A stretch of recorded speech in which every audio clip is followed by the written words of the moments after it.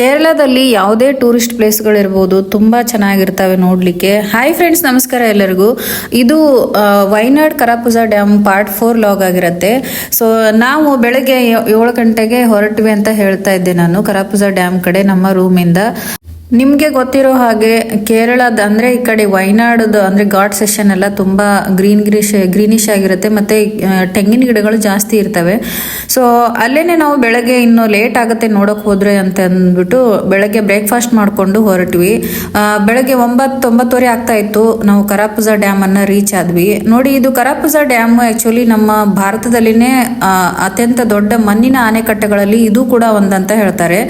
ಇಲ್ಲಿ ಒಂದು ನದಿ ಇದೆ, ಅದರ ನದಿ ಹೆಸರು ಬಂದ್ಬಿಟ್ಟು ಕರಾಪುಳ ನದಿ ಅಂತ ಹೇಳಿ ಅಂದ್ಬಿಟ್ಟು ಈ ಕರಾಪುಳ ನದಿ ದಂಡೆಗೆ ಇದನ್ನ ಅಣೆಕಟ್ಟನ್ನ ಕಟ್ಟಿದ್ದಾರೆ.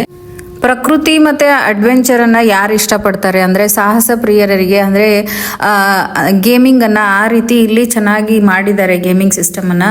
ಸೊ ಸುಮಾರು ಟೈಪ್ಸ್ ಗೇಮ್ಗಳಿದ್ದಾವೆ ಇಲ್ಲಿ.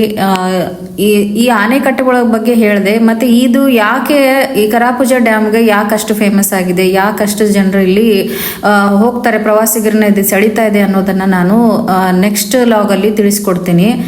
ಸೊ ಇದಾಗಿತ್ತು ಫ್ರೆಂಡ್ಸ್ ಇವತ್ತಿನ log. Thank you for watching. By.